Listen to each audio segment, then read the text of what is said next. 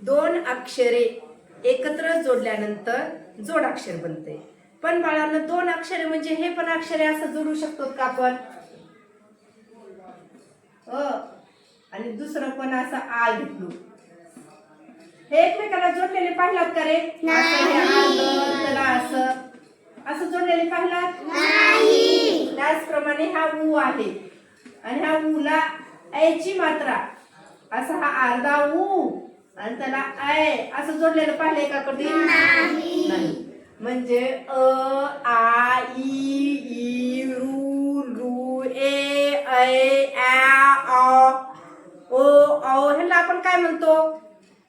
काय म्हणतो त्याला? स्वर. बरोबर. काय म्हणतो? स्वर. मग स्वर एकमेकाला जोडून जोडाक्षर बनतंय का? नाही बनतंय का? नाही बनत. पण व्यंजन, आता हे सर्व लिहिलेले काय आहेत? व्यंजन आहेत. व्यंजन एकमेकाला जोडून जोडाक्षर बनते. आता इथं पहा, हा अर्धा क आहे. पूर्ण क केलं का? नाही. अर्धा क. ह्या अर्ध्या क ला आपण याची मात्रा जोडली.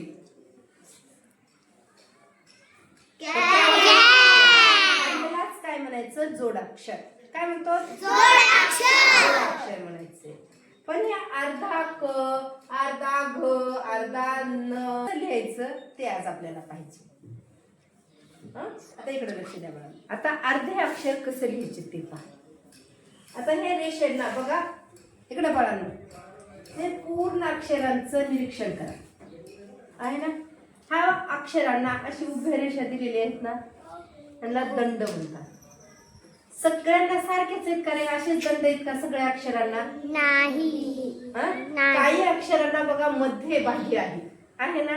हो. काही अक्षराला स्वतंत्र दंड दिलेला आहे. काही अक्षराला वरच आहे, मानजवळच त्यांच्या दिसतोय. पण सगळ्या अक्षरांना दंड आहेत का? सगळ्या अक्षरांना आहेत? सर्रास सगळ्या अक्षरांना आहेत. पण एक असं अक्षर आहे की त्याला दंडच नाही. ते कोणतं अक्षर असेल? आणि ते अक्षर खूप आगाव आहे. आपण पाहिलंय, ते पहिलीच्या वर्गात पाहिलं ना. ते अक्षर काय करते? ऊस पण पायात घेऊनच खेळते. म्हणजे सर्वांपेक्षा आगावच आहे. असं कोणतं अक्षर आहे? र अक्षराला कुठेतरी दंड दिलेला आहे का? म्हणजे या अक्षराचं इतर अक्षरापेक्षा जोड शब्द लिहिण्याची पण पद्धत वेगळीच असेल ना? आता मला सांगा बाळांनो, मध्यभागी दंड दिलेला आहे का? असा दंड म्हणजे काय रे? अशी रेष. दंड म्हणजे काय? रेष. अशी मध्यभागी रेष येणारे आणखी कोणते कोणते अक्षर आहेत सांगा बर? क आणि व्हेरी गुड. इथे म्हणजे मध्यभागी दंड असलेले दोनच अक्षर आहेत. एक तर कोणतं आहे? मग आता मध्यभागी दंड दिलेले अक्षर, मध्यभागी दंड दिलेले अक्षर अर्धे कसं लिहायचं ते पहा. मध्यभागी दंड कोणते कोणते अक्षर आहेत? सर्वांनो एक क, आणखी एक फ. आता त्यांचा अर्धा अक्षर कसं लिहायचं पहा. हा क आहे ना बाळांनो, असा काढायचा. इकडला क पूर्ण, पण इथला असाच, एवढंच. हा अर्धा झाला. आता फ पण काढते वेळेस असा. आता जोडून ते तुम्हाला उद्या शिकवणार आहे पुढचं. फक्त अर्धे अक्षरी कसं घ्यायचे ते पाहिजे आपल्याला. आता नंतर बघा. आता ह्या खच्या ह्या अशा रेषेला काय म्हणतात म्हणले मी? दंड. मग असं शेवटी दंड असलेले किती अक्षर आहेत पाहिजेत बघा. ख ला पण आहे, ख ला आहे,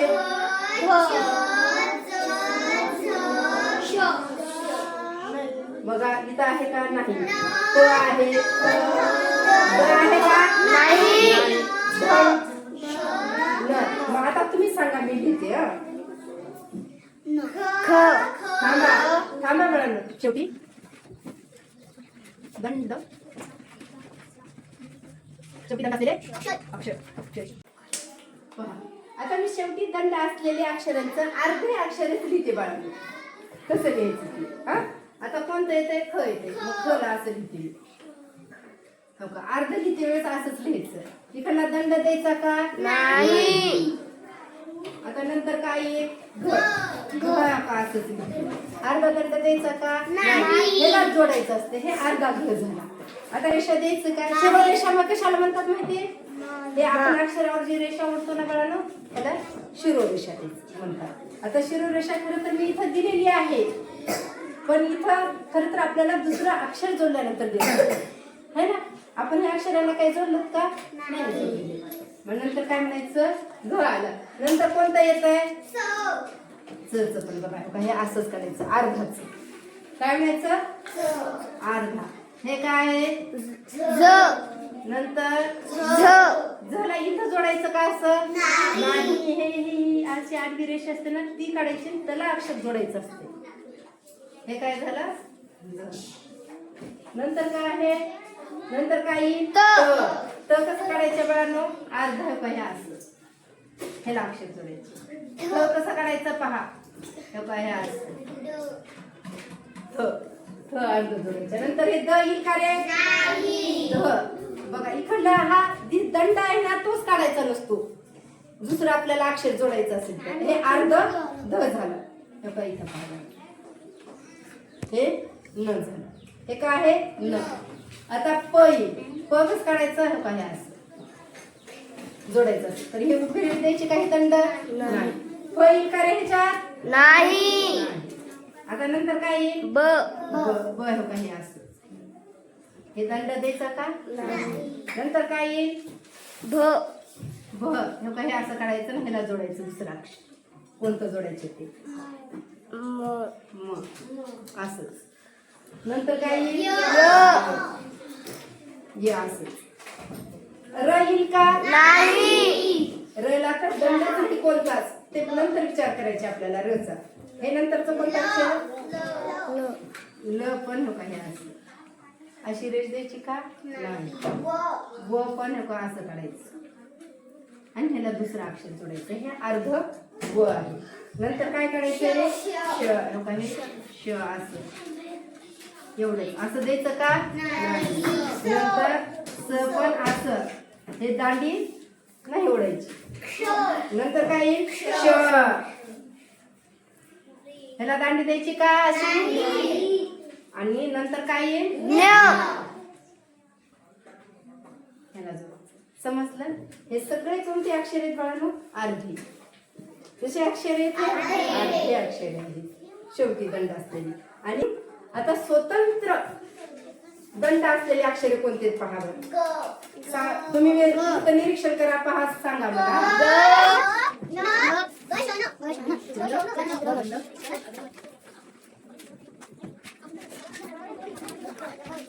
अक्षर आता स्वतंत्र दंड गणेश, कोणते, आणखी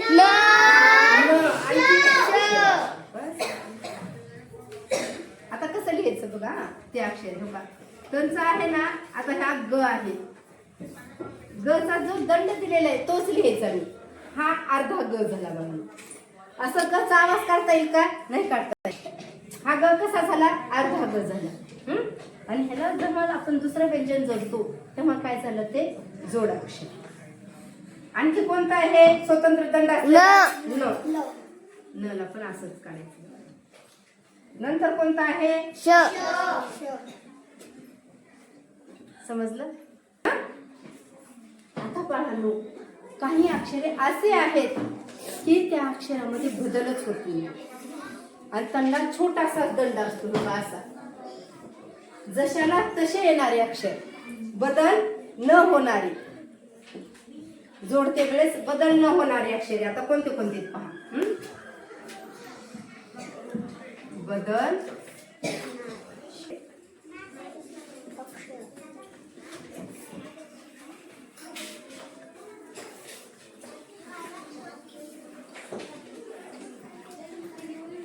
अक्षरे कोणते आहेत पहा. आता बदल ज्यांना छोटीशी वर्ताने दिलेले आहेत ना ते बदल न होणारे अक्षरे बघा कोणते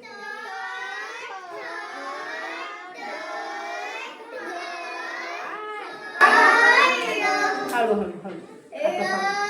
थांबा, ट आहे, थांबा लिहू तर द्या मला. अरे थांबा. थांबा ना, लिहू तर द्या. त ठ थ ड ध ढ ढ